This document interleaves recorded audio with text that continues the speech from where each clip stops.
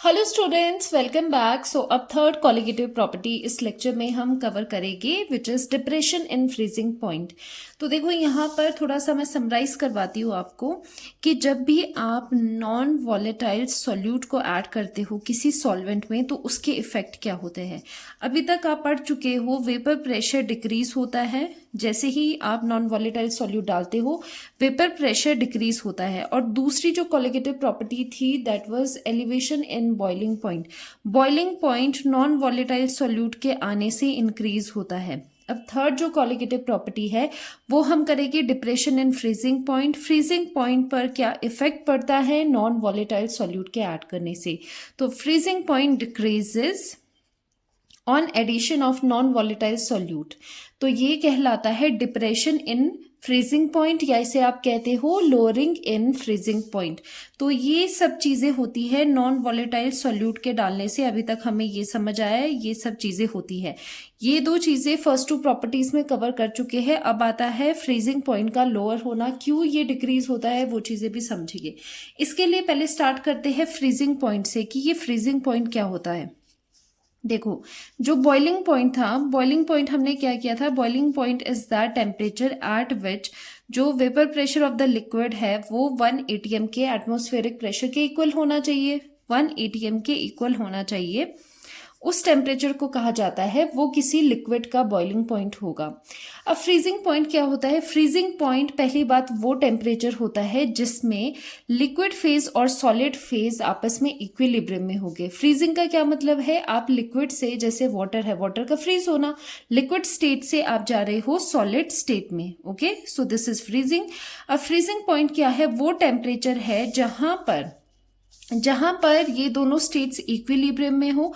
और more important, आप इस चीज को कैसे देखते हो, वेपर प्रेशर से भी देखते हो। जैसे बॉइलिंग पॉइंट का क्राइटेरिया था कि वेपर प्रेशर इक्वल होना चाहिए एटमॉस्फेरिक प्रेशर के, उसी तरह फ्रीजिंग पॉइंट का क्या क्राइटेरिया है, यहाँ पर जो vapour pressure of the liquid phase है वो इक्वल होना चाहिए vapour pressure of the solid phase.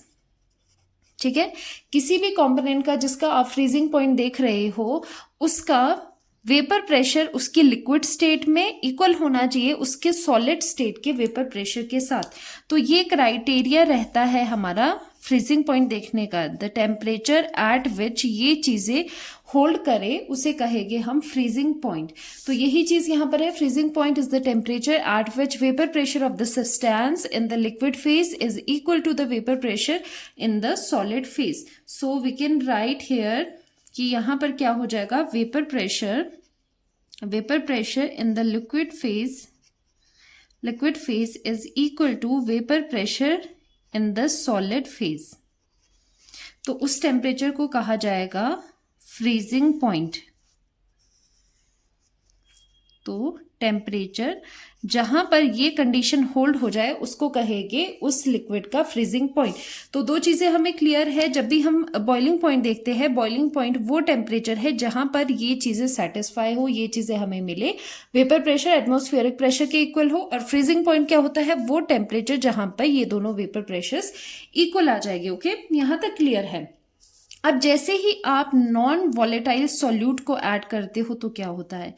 सबसे पहली बात हमें पता है, अभी तक क्लियर हो गया होगा, जैसे भी नॉन वॉलेटाइल सॉल्यूट आप ऐड करते हो वेपर प्रेशर डिक्रीज होता है। इसका रीजन क्या है, पिछले लेक्चर्स में मैं बार बार बता चुकी हूँ। सिर्फ यहाँ पर देख लो, वेपर प्रेशर डिक्रीज होता है। नहीं आपको पता तो पिछले लेक्चर्स आप देख सकते हो। वैसे शॉर्ट में बताती हूँ, इसमें जो सरफेस होता है ना उसमें सॉल्यूट पार्टिकल्स भी आ जाते हैं, तो जो इवेपोरेशन है सॉल्यूट की उसमें कमी आ जाती है जिसकी वजह से वेपर्स कम बनेंगे, वेपर प्रेशर कम हो जाएगा। ठीक है, वेपर प्रेशर कम होता है, ये चीज हमें क्लियर है।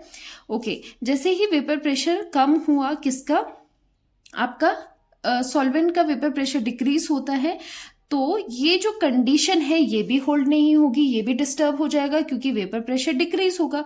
अब ये जो कंडीशन है ये लोअर टेम्परेचर पे सेटिस्फाई होगी क्योंकि ऑलरेडी वेपर प्रेशर आप कम कर चुके हो, वेपर प्रेशर कम हो गया है नॉन वॉलेटाइल सॉल्यूट के आने से। तो लोअर टेम्परेचर पे कम वेपर्स बनेंगे, तभी vapour pressure of liquid and solid आपस में इक्वल हो गए लोअर टेम्परेचर पे। That's why freezing point decreases, freezing point decrease होता है। ठीक है, फ्रीजिंग पॉइंट इसी की वजह से डिक्रीज होता है। देखो एग्जाम्पल लेते हैं, यहाँ पर आपने इधर लिया है वाटर, ठीक है, this is the pure solvent, this is the pure solvent. अब इसमें आपने ऐड किया है नॉन वॉलेटाइल सॉल्यूट, तो यहाँ पर एक सॉल्यूशन बना है, दिस इज द सॉल्यूशन जिसमें सॉल्वेंट प्लस सॉल्यूट है। तो ये सॉल्यूशन आपके पास है, अगर यहाँ पर प्योर है तो प्योर का जो फ्रीजिंग पॉइंट होगा TF नॉट कर लेते हैं, क्योंकि नॉट हम लगाते हैं प्योर, अपने प्योर कंपोनेंट्स के लिए हम नॉट लगाते हैं। तो प्योर वाटर का यहाँ पर TF not is the freezing point. अब जो सॉल्यूशन है, सॉल्यूशन स्टेट में फ्रीजिंग पॉइंट TF ले लेते हैं। ये किसका है? प्योर स्टेट का है, ये सॉल्यूशन का है। अब आप देखोगे नॉन वॉलेटाइल सॉल्यूट के आने से ये जो टेम्परेचर है, फ्रीजिंग पॉइंट है, इसमें डिक्रीज आता है। ओके, सो यहाँ पर हम देख सकते हैं कि freezing point of a solution is less than freezing point of the pure solvent. तो ये किसका है? ये सॉल्यूशन का है, डिक्रीज हो रहा है, and this is of the pure solvent. So this decrease is known as depression in freezing point, की फ्रीजिंग पॉइंट डिक्रीज हो रहा है। मान लेते हैं यहाँ पर कितना होता है, फ्रीजिंग पॉइंट ऑफ वाटर कितना है? 0 डिग्रीज है, डिग्री सेल्सियस, ठीक है।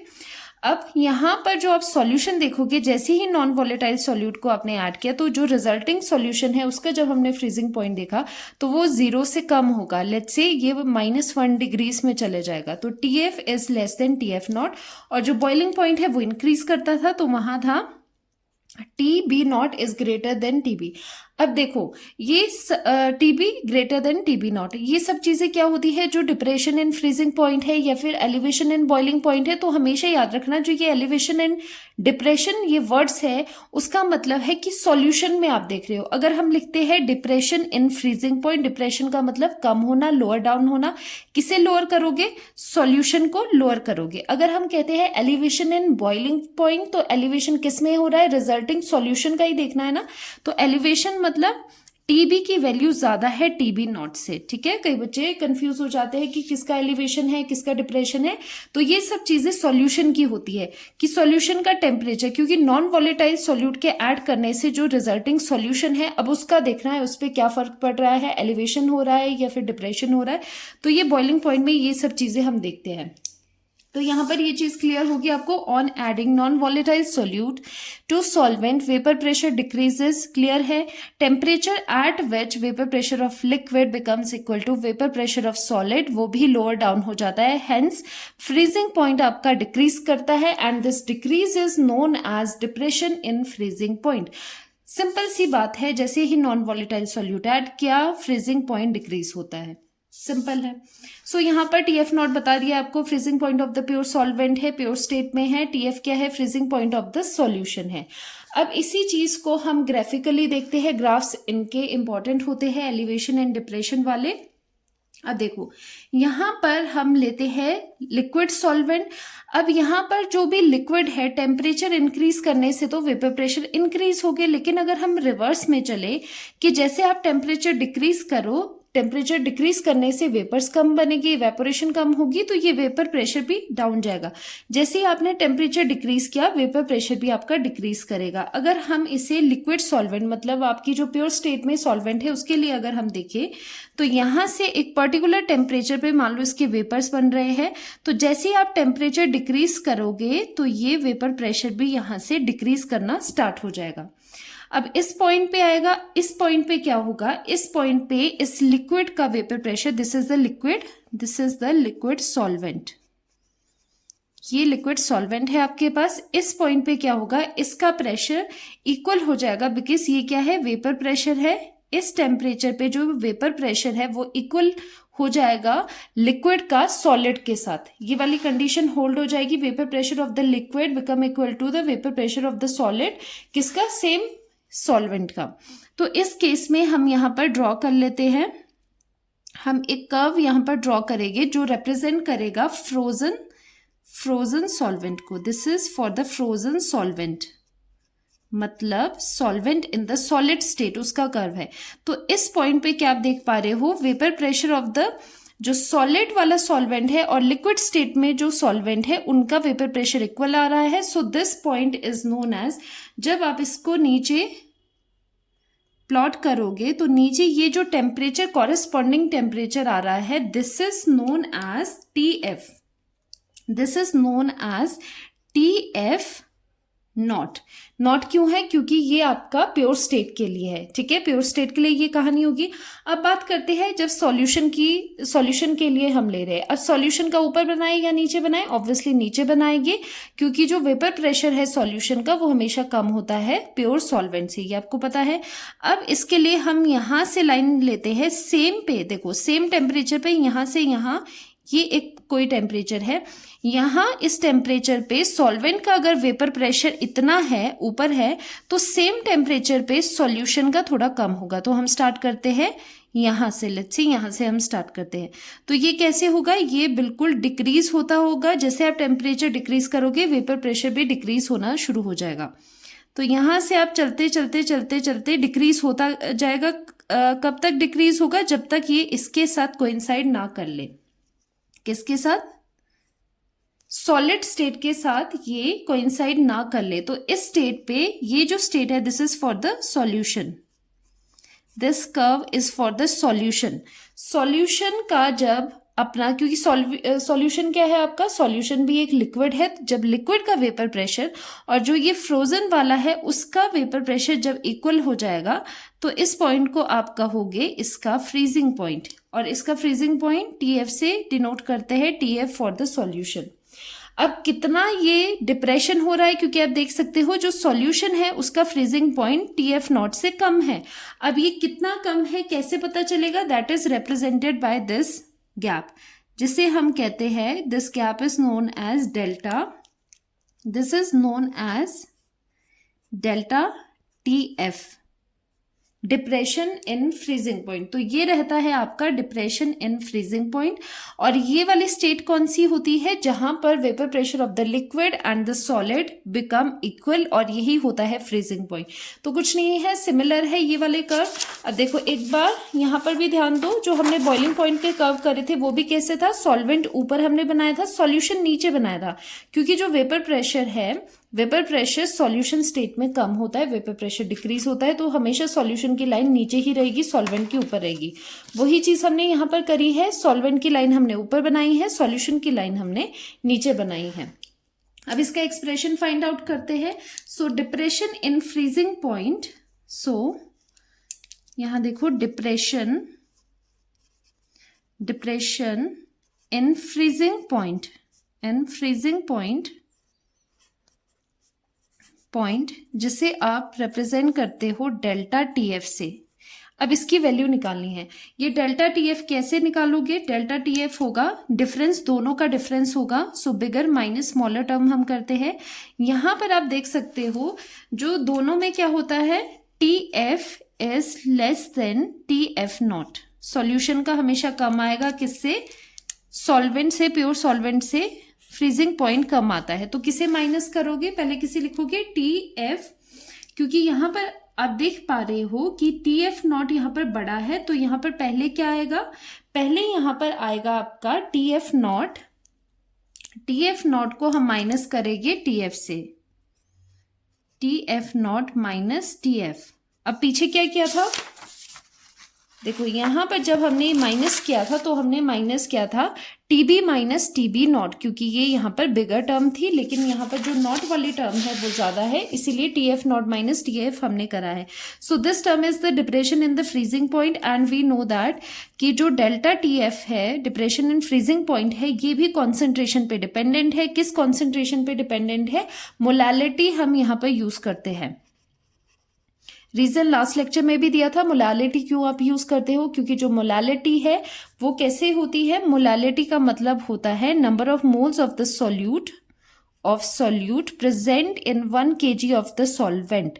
तो यहाँ पर जो वेट आता है वो सॉल्वेंट का आता है, जिसे हम A से रिप्रेजेंट करते हैं, और kg में होता है। तो आप देख पा रहे हो नीचे वॉल्यूम टर्म नहीं है बल्कि मास टर्म है, जो कि टेम्परेचर डिपेंडेंट नहीं है। तो यहाँ पर टेम्परेचर के वेरी होने से फ्लक्चुएशन मोलालिटी में कॉन्सेंट्रेशन में इतना फर्क नहीं आएगा, आपके रिजल्ट सही आएंगे, कोई फ्लक्चुएशन एरर नहीं होगा। इसीलिए मोलालिटी हम यहाँ पर कैलकुलेशंस में यूज करते हैं। जो इसका मैथमेटिकल कैलकुलेशन है वो बिल्कुल सेम है कि, किसकी तरह, बॉइलिंग पॉइंट की तरह। Delta T F is equal to, यहाँ पर प्रोपोर्शनैलिटी साइन हटा के के एफ आ जाएगा, और मोलालिटी को हम स्मॉल एम से लिखते हैं। के एफ की वैल्यू मैं आगे बताऊंगी के एफ क्या है। वैसे ही है जैसे बॉइलिंग पॉइंट के केस में आपने करा था। अब आपने मोलालिटी की वैल्यू डालनी है यहाँ पर। Delta T F is equal to K F.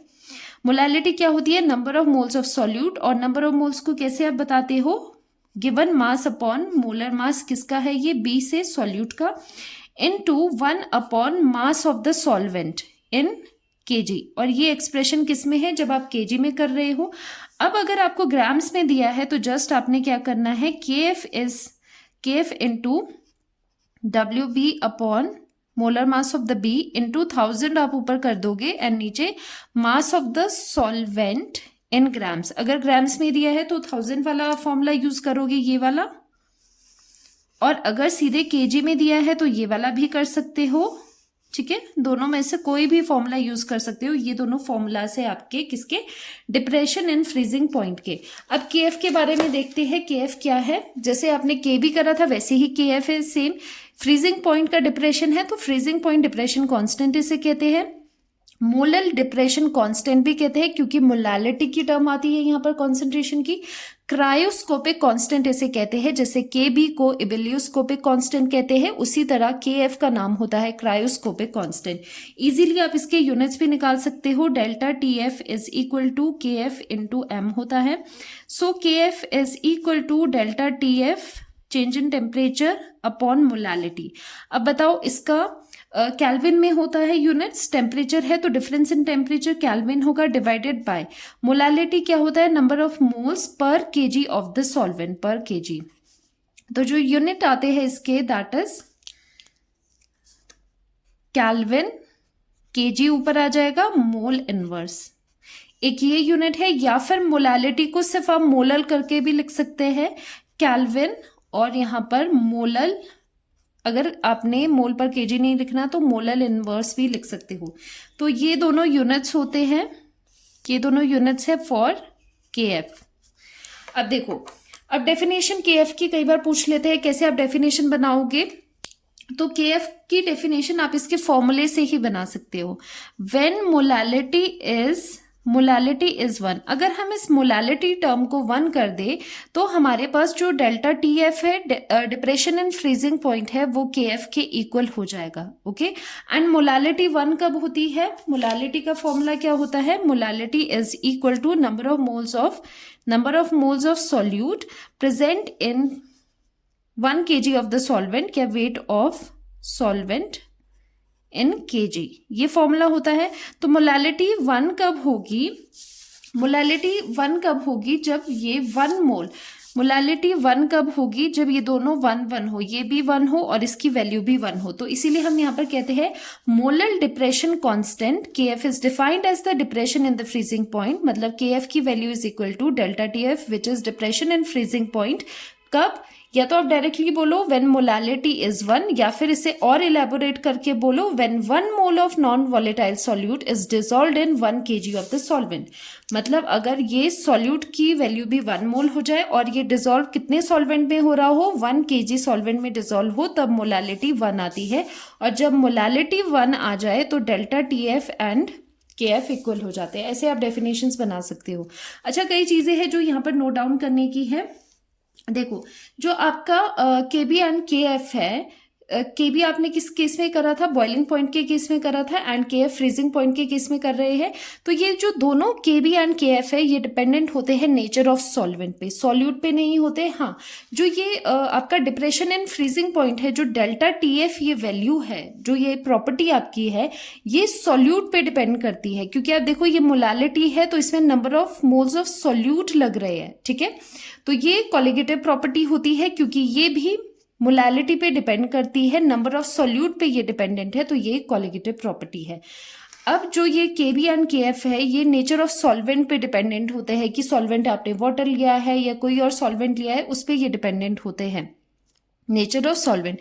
के बी एंड के एफ सॉल्यूट के नेचर पे डिपेंडेंट नहीं होते। देखो, इसमें कंफ्यूजन मत करना कि जो आपका डेल्टा टी एफ है, ये एक कॉलिगेटिव प्रॉपर्टी है क्योंकि ये डिपेंड करता है number of moles of solute पे, ठीक है, सॉल्यूट के अमाउंट पे डिपेंड करता है। लेकिन हम ये कॉन्स्टेंट्स की अगर बात करें, KB and KF which are constants, ये दोनों कांस्टेंट है, ये डिपेंड नहीं करते सॉल्यूट के नेचर पे, सॉल्यूट के नेचर पे ये डिपेंड नहीं करते, बट ये डिपेंड करते हैं सॉल्वेंट के नेचर पे, ठीक है। तो ये सॉल्वेंट के नेचर पे क्या करते हैं, डिपेंड करते हैं।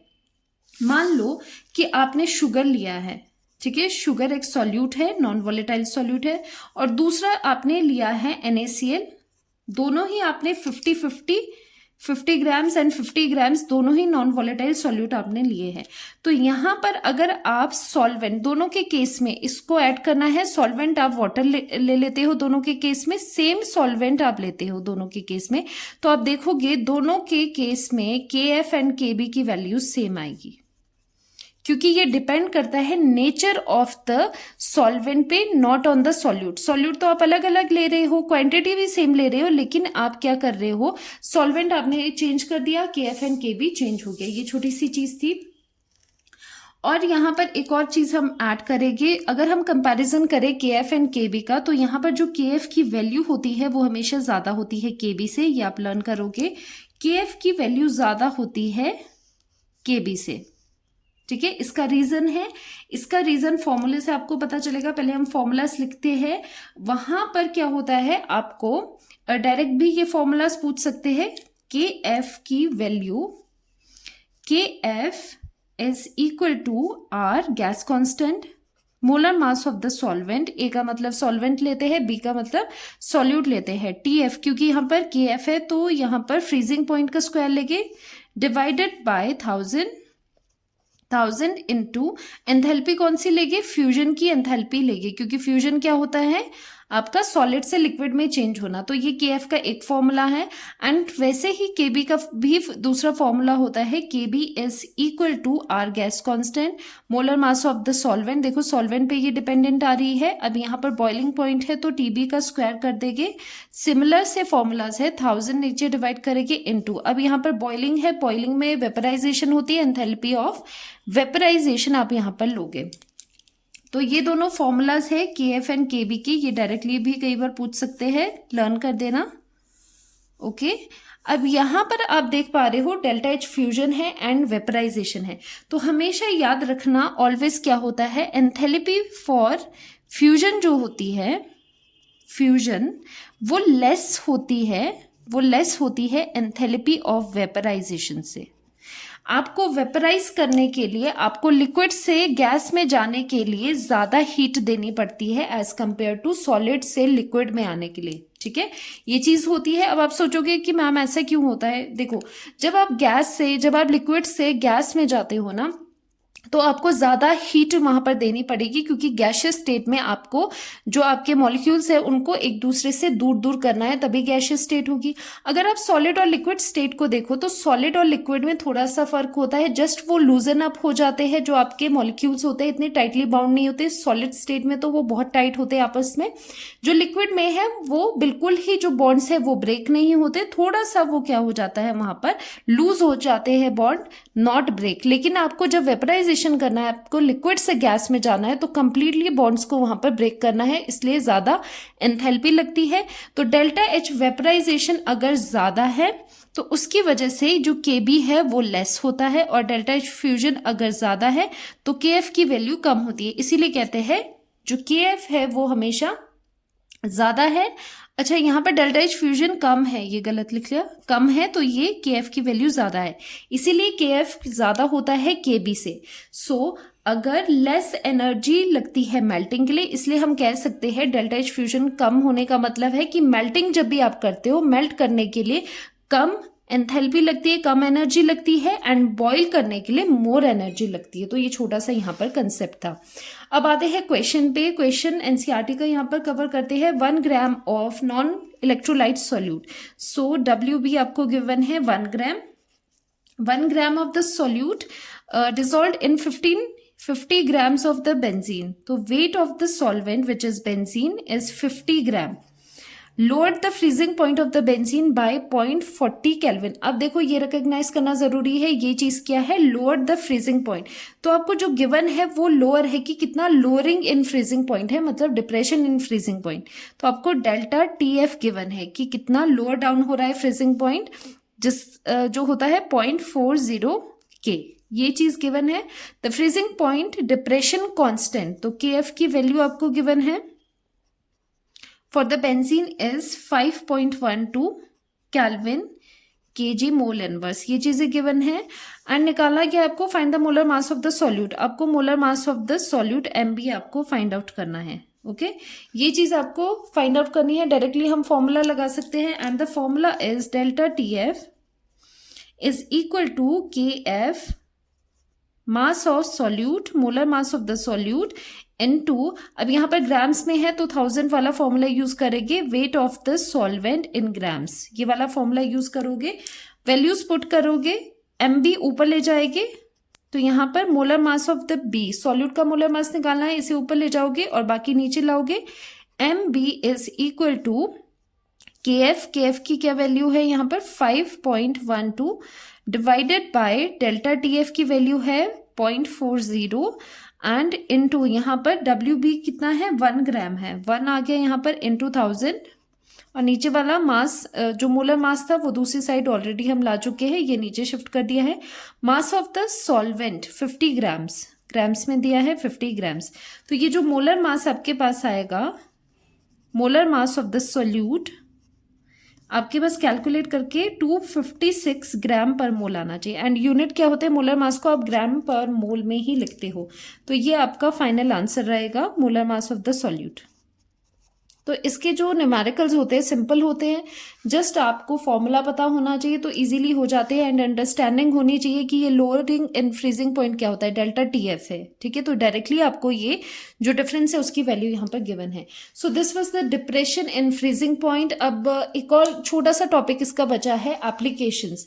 इसका application depression in freezing point से क्वेश्चन बन जाते हैं, 2-3 इसके एप्लीकेशंस है जिसे हम नेक्स्ट लेक्चर में कवर करेंगे। तो मिलते हैं नेक्स्ट लेक्चर में, स्टे ट्यून्ड, बाय बाय।